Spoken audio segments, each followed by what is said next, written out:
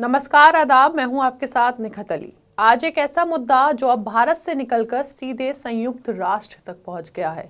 UN यानी संयुक्त राष्ट्र ने भी मोदी सरकार से पूछ लिया है कि भारत में मुस्लिमों के साथ इतना जुल्म, इतना भेदभाव और इतनी नफरत क्यों है, और खासतौर पर असम राज्य में मुस्लिमों के साथ इतना जुल्म क्यों हो रहा है। जी दोस्तों, वही असम जहां के मुख्यमंत्री इन दिनों हिमंत बिस्वा शर्मा मुसलमानों को मियाँ मियाँ करके पुकारते हैं और खुलेआम अपील करते हैं कि मुसलमानों को तकलीफ पहुंचाओ।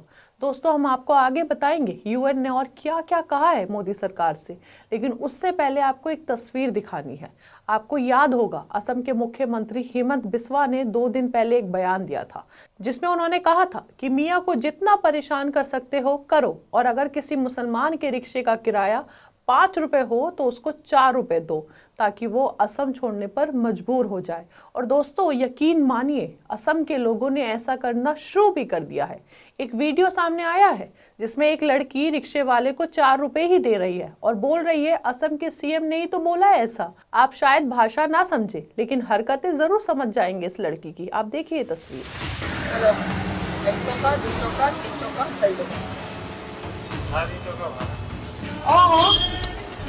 今日サイドカーブもけなきゃ見つかばりもと。もりものドラルもね。हेमंत बिस्वा जो संविधान की शपथ लेकर कुर्सी पर बैठे हैं, उस संविधान की जो भेदभाव की कतई इजाजत नहीं देता, लेकिन अपने राज्य में एक समुदाय के साथ खुलेआम भेदभाव करवा रहे हैं, कर रहे हैं, बल्कि अपील भी कर रहे हैं, और इसको लेकर कोई कुछ नहीं बोल रहा है। अदालतें भी खामोश है, जबकि ऐसे बयानों पर अब तक खुद से ही संज्ञान ले लेना चाहिए था अदालतों को। बहरहाल, जहां देश की अदालतें भी खामोश है, वहां विदेश की संस्थाओं ने आवाज उठाना शुरू कर दिया है। संयुक्त राष्ट्र की एक बड़ी संस्था ने सीधे तौर पर मोदी सरकार से जवाब मांगा है कि भारत में अल्पसंख्यकों को, खासतौर पर असम के बंगाली मुसलमानों के खिलाफ जो माहौल बनाया जा रहा है, उस पर सरकार क्या कर रही है। दोस्तों, ये सवाल उठाने वाली संस्था है यूएन की नस्लीय भेदभाव उन्मूलन समिति, जिसे अंग्रेजी में आप CERD भी कह सकते हैं। और इसी समिति ने भारत सरकार से मुसलमानों के साथ हो रहे भेदभाव पर विस्तार से जवाब तलब किया है। अब आपको बताते हैं CERD इसकी रिपोर्ट में मोदी सरकार से और क्या क्या कहा गया है।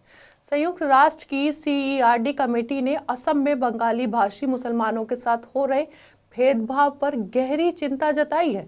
CERD ने NRC प्रक्रिया, जबरन बेदखली, नफरत भरे भाषण और प्रशासनिक खामियों को लेकर भारत सरकार से औपचारिक जवाब और डिटेल रिपोर्ट मांगी है। दोस्तों, कमेटी के मुताबिक असम में NRC यानी राष्ट्रीय नागरिक रजिस्टर की प्रक्रिया के दौरान बंगाली बोलने वाले मुसलमानों को दस्तावेजों में मामूली कमी होने पर बाहर कर दिया गया।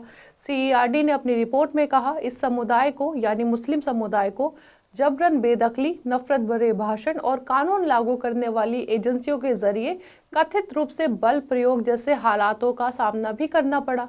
समिति की रिपोर्ट के मुताबिक असम में बंगाली भाषी मुसलमानों के साथ भेदभाव के गंभीर मामले सामने आए हैं। रिपोर्ट के मुताबिक NRC प्रक्रिया के दौरान बड़ी संख्या में मुसलमानों को गलत तरीके से नागरिकता सूची से बाहर कर दिया गया। लोगों से ऐसे ऐसे दस्तावेज मांगे गए जिन्हें जुटाना आम और गरीब परिवारों के लिए बेहद मुश्किल था। गैर मूल निवासी और डाउटफुल वोटर जैसे शब्दों का इस्तेमाल कर एक पूरे समुदाय को शक के घेरे में डाल दिया गया। जबरन बेदखली हुई और हिंसा पर भी CERD ने चिंता जताई है। रिपोर्ट में ये भी कहा गया है कि असम में जबरन बेदखली अभियान चलाए गए हैं। हजारों परिवारों को उनके घर से हटाया गया है और इसका सबसे ज्यादा असर मुसलमान समुदाय पर पड़ा है। इसके अलावा CERD ने हेट स्पीच, हिंसा की घटनाओं और कुछ मामलों में पुलिस की ओर से बल प्रयोग पर भी गंभीर चिंता जताई है। दोस्तों, CERD ने 2024 के आम चुनावों के दौरान नफरत भरे भाषणों, हिंसा के लिए उकसाने और हिंसक हमलों के मामलों पर भी ध्यान दिलाया है। कमेटी ने कहा कि इन आरोपों को लेकर भारत सरकार ने कोई जानकारी अब तक नहीं दी है। इन सभी मामलों पर संयुक्त राष्ट्र की समिति ने भारत सरकार से पूछा है, अब तक क्या कार्रवाई की गई है इन नफरत को लेकर, और भविष्य में ऐसी घटनाओं को रोकने के लिए मोदी सरकार क्या ठोस कदम उठाने वाली है।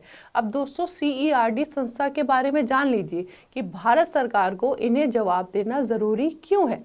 CERD संयुक्त राष्ट्र की एक मानव अधिकार कमेटी है जो दुनिया भर में नस्ली, जातीय और भाषाई भेदभाव के मामलों पर नजर रखती है। ये कमेटी उस अंतर्राष्ट्रीय कन्वेंशन के तहत काम करती है जिसका मकसद हर तरह के नस्ली भेदभाव को खत्म करना है। भारत इस कन्वेंशन का हिस्सा है, इसलिए CERD को भारत से जवाब मांगने का अधिकार है। अब देखना ये होगा कि भारत सरकार इस अंतर्राष्ट्रीय दबाव पर क्या प्रतिक्रिया देने वाली है और असम में बंगाली भाषी मुसलमानों से जुड़े इस मुद्दे पर आगे क्या कदम उठाए जाएंगे। लेकिन दोस्तों, क्या कदम उठाए जाएंगे उससे पहले तो सोचने वाली बात तो यही है कि असम के बंगाली भाषी मुसलमानों का मुद्दा UN में तब गूंज रहा है जब इस वक्त असम के मुख्यमंत्री भी खुलेआम मुसलमानों के लिए जहर उगल रहे हैं और मियाँ को परेशान करो वाले बयान दे रहे हैं। सफाई में कह दिया गया कि वो खुद को मियाँ बुलाते हैं, इसलिए मैंने मियाँ बोल दिया और मैंने ऐसा उनके लिए कहा जो घुसपैठी है। लेकिन इस मामले में all India Muslim personal law board ने भी आवाज उठाई है दोस्तों। AIMPLB ने असम के मुख्यमंत्री के खिलाफ सुप्रीम कोर्ट का रुख किया है, यहाँ तक कि राष्ट्रपति को भी इस मामले में दखल देने को कहा है। AIMPLB ने कहा कि हेमंत बिस्वा संविधान के खिलाफ काम कर रहे हैं। हालांकि इस मामले में सुप्रीम कोर्ट को स्वतः संज्ञान ले लेना चाहिए था, लेकिन अब हमने कोर्ट का रुख अपना लिया है। लेकिन दोस्तों, इस पूरी कहानी में सबसे डरावनी बात ये नहीं है कि सवाल संयुक्त राष्ट्र तक पहुंच गया है।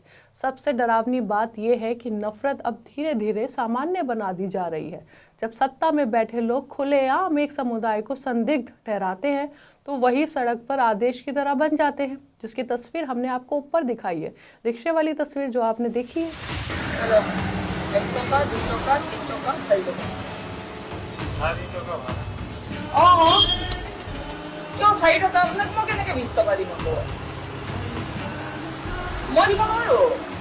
দলালক মানে নাই। কি আমি কি কম? মুখ্যমন্ত্ৰী ডাঙৰীয়াই কৈ আছে দেখোন 4 টকা দিবৰ কাৰণে। 4 টকা ভাড়া এটা মোক কৈ কি লাভ দিয়ক? মুখ্যমন্ত্ৰী ডাঙৰীয়াই কালি কৈছে যে আপোনালোকক 4 টকা দিবৰ কাৰণে কৈছে। এতিয়া আপোনালোকৰ ঘৰ নচলে, মোক কৈতো লাভ নাই দাদা। আমি টিভিত দেখিছো ন, আপোনাৰ যদি প্ৰমাণ নহয় চব চাব নেকি? মই দেখুৱাই দিছো। संयुक्त राष्ट्र का ये नोटिस एक चेतावनी है, सिर्फ सरकार के लिए नहीं, समाज के लिए भी, क्योंकि इतिहास गवाह है दोस्तों, जब नफरत को नीति बना दिया जाता है तो सबसे पहले इंसानियत हारती है।